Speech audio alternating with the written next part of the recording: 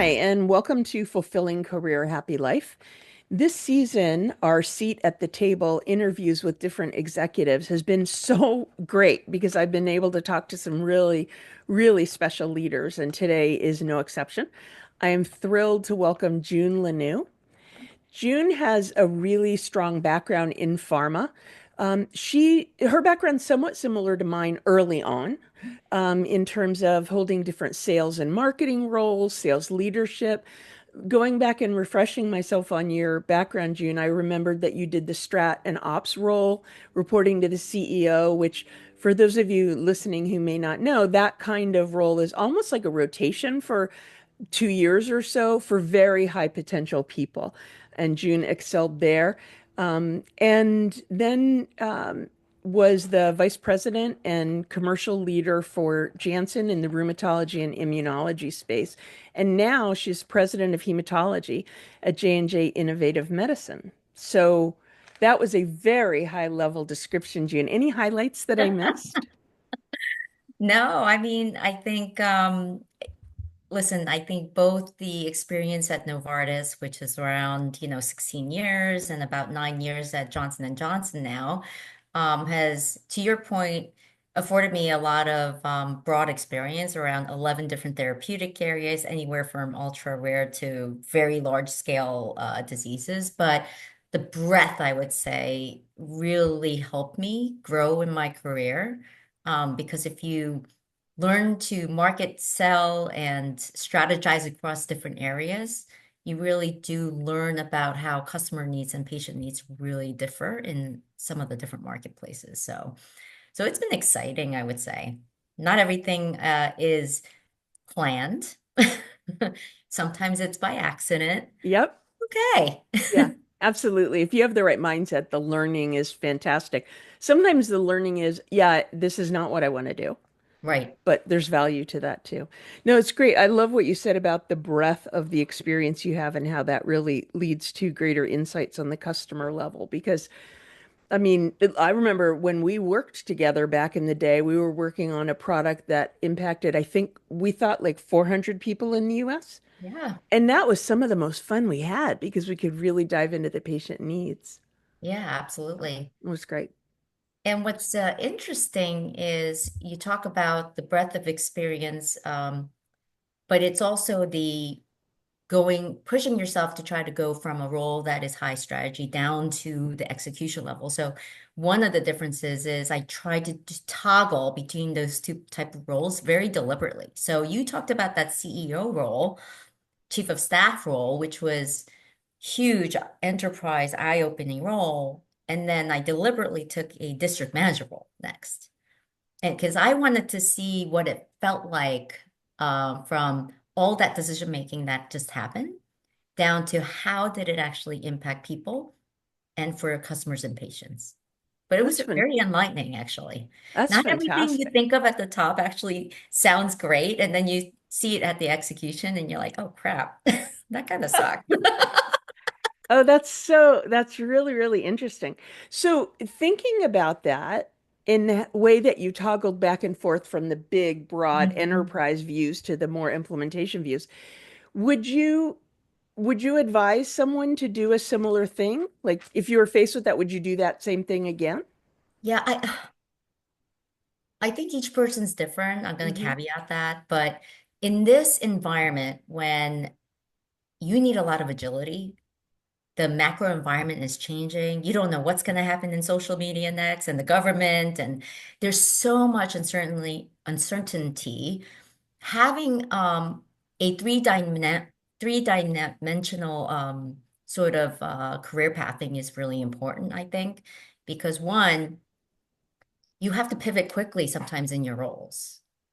You could be facing a situation where you're all like pulling a product off the market or accelerating a product 1 year ahead of schedule or having a major political, access change in the environment as well. So when you have those things, you could quickly figure out what's the strategy, but also what's the reality of speed to which you could execute something. Yeah. And nowadays, you really need both that, not just IQ, EQ, but strategy and execution, those are like the four dimensions that I kind of look at. And I usually tell people, they're like, well, did you plan all this out? Did you? I'm like, heck no, I didn't plan anything out. But basically, I only had one rule, Randy. I said, I tried to build my resume so that someone can't say you didn't have that experience. That was my one personal rule I had. Interesting. Every single person said, hey, in the interview, they would say, well, what about this? I'm like, nope, I did that. I got that. I got that experience, right? So I try to follow that mantra myself personally, rather than titles or, Yeah. a very kind of programmatic kind of pathway. Um, and so far it's been okay, I, I I would would say. say I would say it's done well by you and you've done well by it. But it's interesting what you say about the experience in building the breadth and not the title. And what I find, the way companies change and opportunities change, if someone has their eye on a particular role or a particular title, by the time they're ready for that, that may not be there anymore.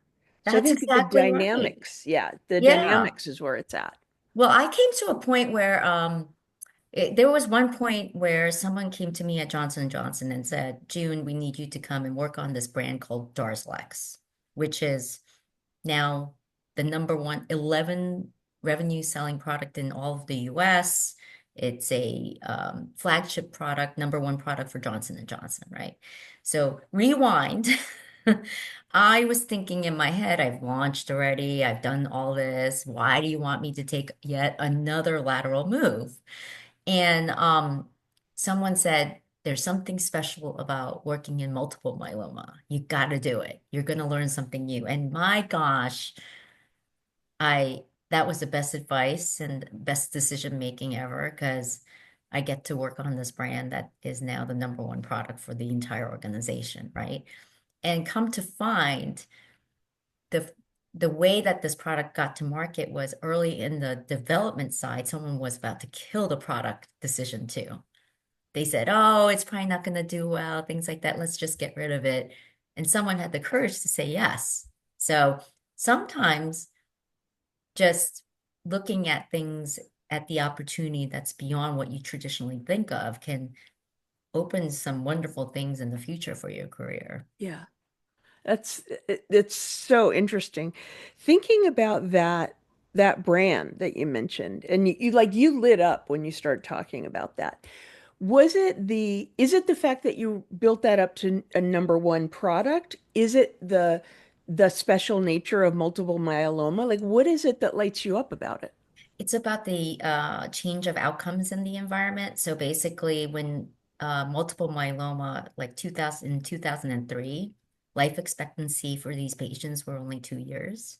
So fast forward now, you have overall survival of Darzalex that came into the marketplace, and now patients are living like 10 plus years. It was the first job where I saw that there's a possibility for a functional cure. I never ever thought that that was even possible. And that's why I get so my entire therapeutic area, majority of it is an entire portfolio of products that are now saving lives. But I never appreciated that until I saw the results of it over time. That's fantastic. Yeah, that's great. Thank you. Thinking back on over the course of your career, and something may pop up for you a particular time, is there anything that you recognize you either did or didn't do that was sort of you getting in your own way? Yeah. Um, I'll have to give a little shout out to Lisa Deschamps on this one because I have to tell you, the moment I had kids. Okay. I remember that actually. Yeah. I mean, it was a crazy year. We were launching at that point at Novartis. And I didn't I had just adopted Mm-hmm. a son from Korea, and because we were having so much problems having a baby. And then boom, I found out I was pregnant. And then within that launch year, I had adopted my son and then gave birth to my other son within literally 4 months spread apart. Yeah. And there's three learnings I've learned from that. One was I was just not, I was such a driver. I didn't know how to balance in terms of work and when you have kids, like it almost forces yourself to realize, hey, if you're not your best self as your mom, you're not going to be a good mom. You have to really take care of yourself. So self-care. And that's the one place that you're Oh, not replaceable. Like as good as we might be at work, yes. someone else can do it. Nobody else can do the mom thing for you. I totally Yeah. agree. And that was the year I was like, you know what? I'm going to just purposely just calm down. Take a little bit of a pause with my career. It's gonna be fine, right? And Lisa was like, don't worry, you're gonna be fine when you come back. Take the time that you need. And she was like very supportive with that. And then the kids teach you empathy like you wouldn't believe. So I would look at these little babies and be like, why can't you do what I tell you to do? If I And then could tell you the number of times my husband said to me, stop trying to manage the family, like I yeah, so get what you're saying. Yeah. but it's interesting because I learn a lot about parenting my kids with leadership too. Yeah. And situational leadership, how two of my boys are complete opposite oil and water, and I can't get either of them to listen to me half the time, right? So, and also their pure naiveness and pure pure questions. Like I'll be working on something and they're like, that just sounds so complex, Mom. Like, why are you doing that? And I'm like sitting back going, oh crap, you're right. Like that is complex. So it teaches you that realistic empathy and trying to convince someone, even if they're 2 years old, to do something that they don't want to do, right? Hmm. Um, so that was quite a bit of a learning for me, I would say. And I would say the third thing is just how many people out there struggle with work-life balance with kids Yeah. and having that connection, both men and women, by the way, and the challenges of infertility, challenges of miscarriages, and that connection also really widened my network, I would say, in terms of helping people not in your traditional work or personal way, but giving back and saying there's a path forward and there's a way that you could do both. Um, so that was a very monumental year, I would say. I can imagine. Did you come at a experience feeling like if I can do this, like I did this, now I can do anything? Yeah, I pretty much, there's not a lot of things that rattle me anymore. It's like, Hmm. oh yeah, no, it's okay. No problem. Supplies low. Oh, no problem. We got that. Yeah. But it You grounds you, right? In terms of reality and completely. also, um, but I like that. I like it when things bring me back to practicality and reality. Yeah. Um, because you always, as a leader, as you move up, get further and further and further away from people and patients and customers. And you have to always ground yourself because you don't want to be one of those leaders that eventually sounds good at the top, but it doesn't have much impact or it's not reasonable when you finally do something, when you down to the execution level. Yeah. So, And it's easy to see how that could happen because your focus gets pulled internally a lot of yes. times in a Yeah. big company Yeah. and So not you lose. I do like these random walk and talks so anyone can sign up.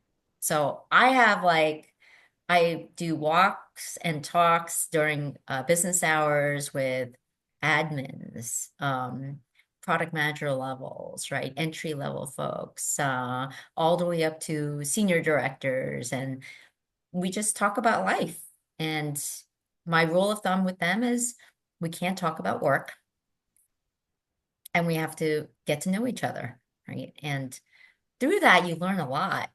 It's like, wow, they're just so much more resilient sometimes when you meet with people in these more informal settings.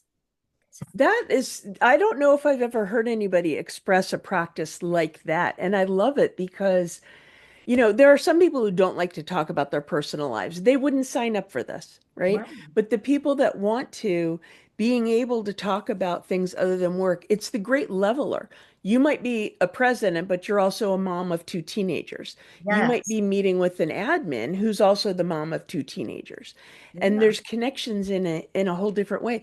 But what it strikes me, June, is that requires and says a lot about you as a leader. It requires a lot of authenticity and openness, but also confidence and courage because you're making yourself a little bit vulnerable in some of those situations. Oh, absolutely. And what's interesting was um when I was on one of the walk and talks, I really got the sense of this, hey, I feel a lot of like stress in the job, a lot of burden. Nothing's really changed, but the biggest insight I got was like all this stuff that's happening in the environment right now is putting added pressure into everyone else. The social media, what's the government gonna do? Like there's a lot of uncertainty. So I realized like people are even more stressed than ever. So when I had like one of my town halls recently, I took up 5 minutes at the end and I pretty much said, guys, you got to take care of yourself. It is stressful, like you wouldn't believe. And I gave the story of how I rented a dumpster and I threw away half my garbage in there. And I took a sledgehammer and I broke down all the pieces of old furniture in there and how I felt really cathartic and really good. But they were they were like so overjoyed that it's almost like permission that they could do that, right? And to say like not everything at the top looks that perfect, you Mhm. know? So I'm very open about especially my parental mistakes. Many of them, I would say. Everyone always comes up to me, that story you told about your son. Because it gives you connected and makes you feel more approachable to people. Yeah. And it makes a difference. It's really, I love hearing your perspective on it. But I think we need also, I love humor. Yeah. Um, I do go do some pranks too. Oh, you do? Give me an example. Well, at Novartis, we had the best one when we saran wrapped one of the guys' whole office and his phone and computer all together. Oh, I missed So, that. oh yeah, that was awesome. I do remember Okay. there was a thing about Rich's chair, though, the blue Oh leather yes, chair. I would steal his chair. Yeah. And but it's just it brings people together in a different way, I would say. Now, And do you something still do it as president of your division? I do. They're So like, June, how old are you? Are you still three? I'm like, gosh darn, why can't I be a president and be immature? So, I love it. I love it. You but know, it breaks the ice a bit, yeah, and because let's face it, we're on a really high stress job, and my team works their butt off. Um, what does it take for us to take 5 to 10 minutes a day to just laugh our butts off? yeah, Why not? yeah. And it's remarkable. It's very curative when it comes to stress management. I love it. But you sometimes get the most interesting, innovative ideas when you do something Hmm. like that too. I mean, that's what I talk about is just changing the subject and because Thinking you out of can the see the box. connections anywhere. So just get going on something, That's but right. laughing and laughing together really unlocks a lot for a team.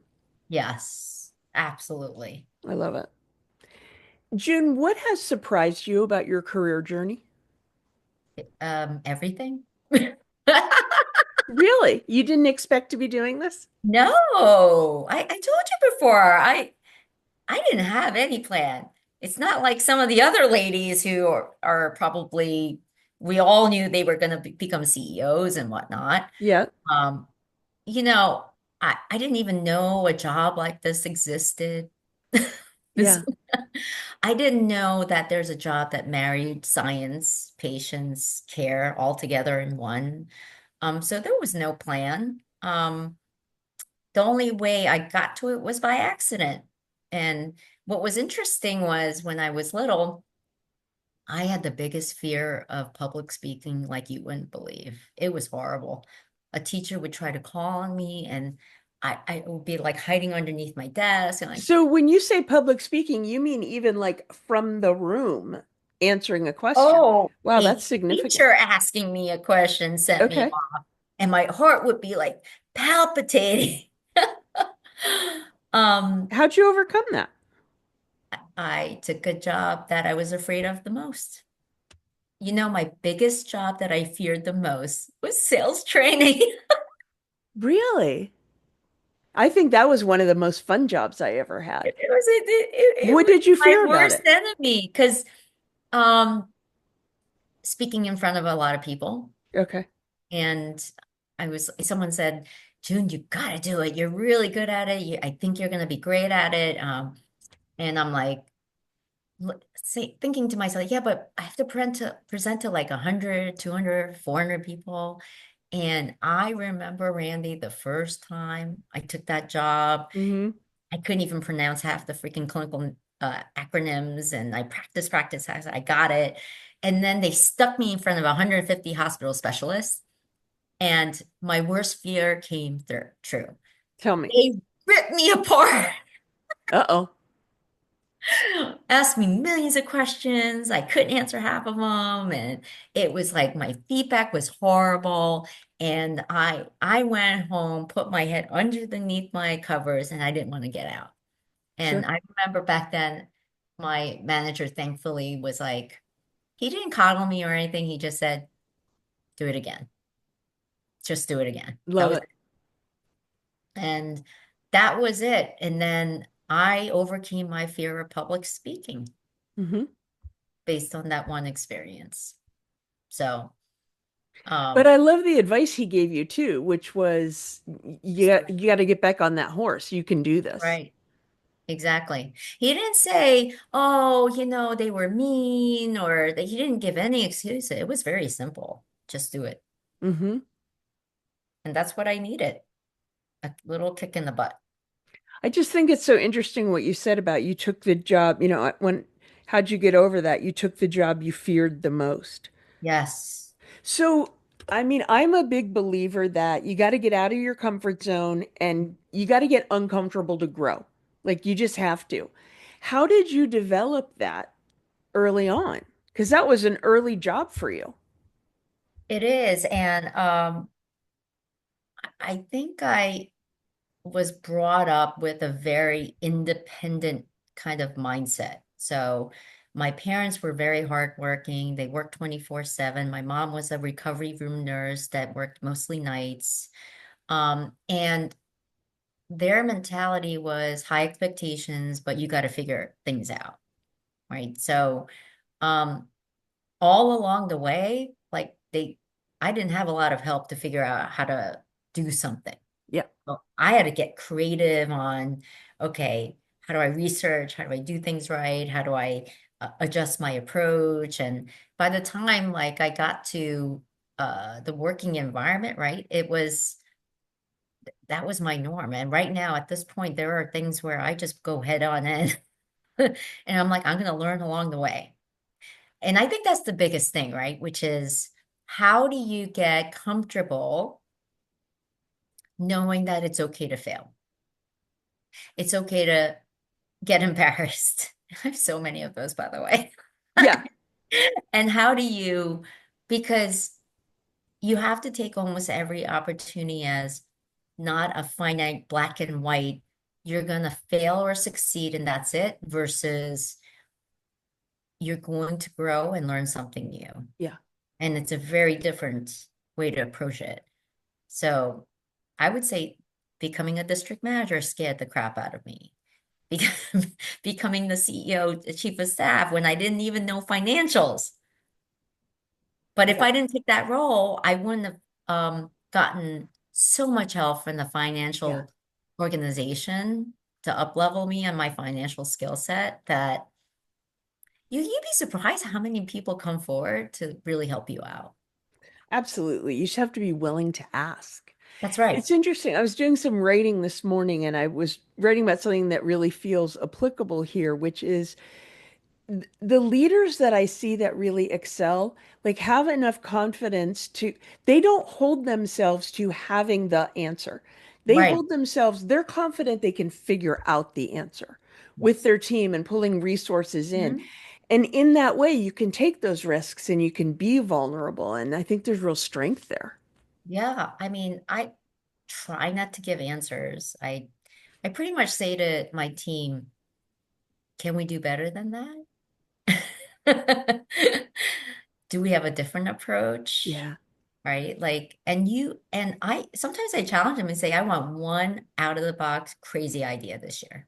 And you'd be surprised they do it. They do it. They bring forth, they're amazing. And it might be really crazy, but it might lead to something that's really the Oh, breakthrough yeah, you can make happen. exactly. That's And they awesome. feel like they've accomplished the world when they do that. Hmm. So I love it. It's it's the That's best really part of my great. job, I would say. What is something that throughout your career you realize now you just shouldn't have worried about? Um, that's a really good question because I would say I was a worry wart about every single thing. So I was a little bit too much of a perfectionist, I would Okay. say. Um, I wanted everything to be perfect, all the slides to be absolutely perfect, although you have managers that require perfection, right? Hmm. Um, and if when you live in that black and white world, you stifle yourself. And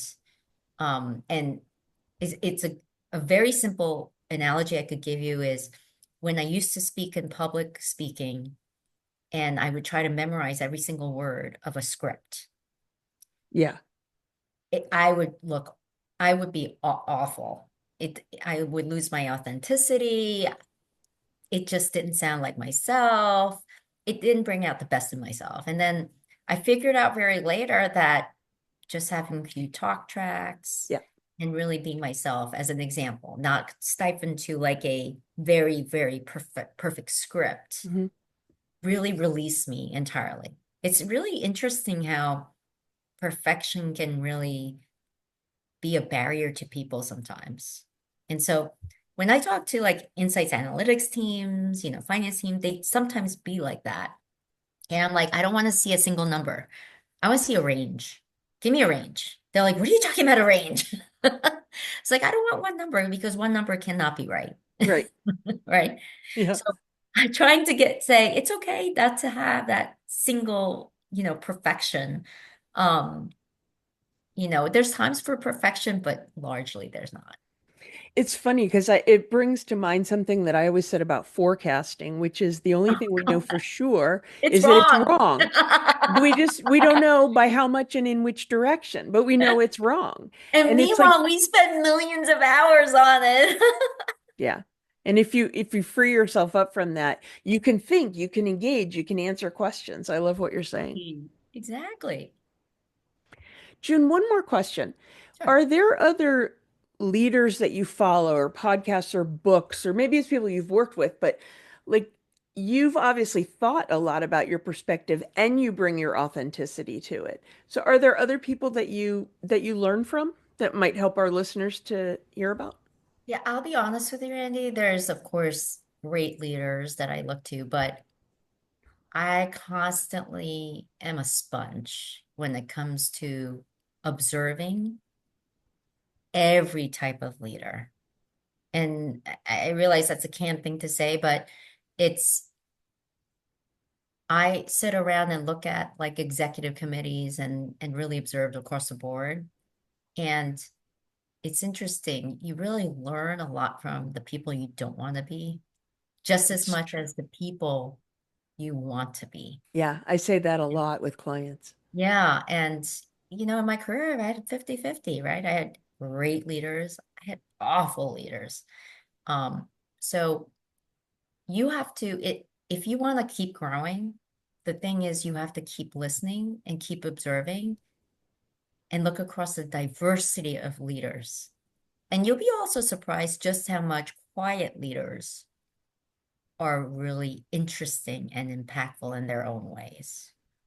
Yeah. Um, and so I've learned a lot, I would say. And I can't thank all of them because I've kind of stolen some of their ideas and others I've said, absolutely, I'm never going to Sure. be like that. Yeah.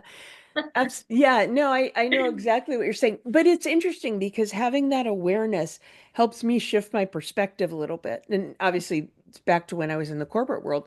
If you had to work with or for someone that was the kind of leader you didn't want to be, it used to help me to to deal with it, I guess, by saying, "Okay, great. I'm learning so much about what I don't want to do." Exactly. Or you find out something that's not, you don't realize right off the bat it's a negative, but then when you are on the receiving end of it, you're like, oh, I didn't think about that. I shouldn't do that next time, right? Like like there are leaders who like don't finish their acknowledgement, they cut you off a little bit because they Yeah. want to move fast. I never thought that was an issue, but then when I actually got the receiving end of it, I'm like, oh, that doesn't feel good. So it helps you, right? A litmus test in terms of what you should or should not do, or you play around with it too. Yeah. Yeah. It's interesting because what I'm realizing is all the folks that I've spoken to, because we're getting towards the end of this season, I would say at least half have had a similar kind of answer of learning a lot from the people that they're around. And I think people that get as successful as you are, people recognized your talent early on, but you've also had good, really good people to pattern yourself after. That's right. Yeah, Yeah. I take the best of everything. Yeah. And I've been fortunate to be exposed to, because people often say, like, by the time I joined Johnson and Johnson, I think I had 18 managers by then, right?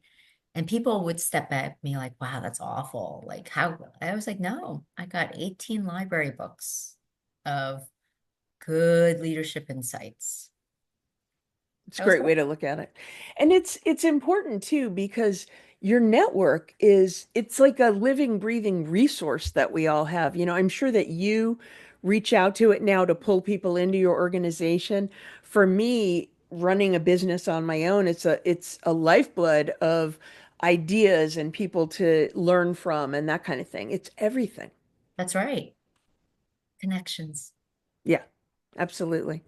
Well, this has been so lovely, June. Thank you. I really appreciate you giving us the time and sharing your thoughts so openly. I think it'd be really helpful to the folks that listen to this and will learn so much from you. I was just thinking about how much the people in your organization must talk about what they learned from you. It's really nice to see how you're doing. Yeah, They're awesome. I love my team. So, that's so great. Well, but thank it you was a again. great pleasure. Thank you so much for having me. Thanks so much for listening to Fulfilling Career, Happy Life. If you enjoy the show, please subscribe, follow, rate, and review. Do all the things to show your support for this podcast. It helps other professionals who want to feel more energized about their work again find us. And if you want to take this thinking further, please follow me on LinkedIn, where I share content on a regular basis. You can also get on my email list by downloading the Career Satisfaction Assessment or through my website. All these links are in the show notes. Thanks again for tuning in. I truly appreciate that you make the time for yourself to listen to the show. See you next week.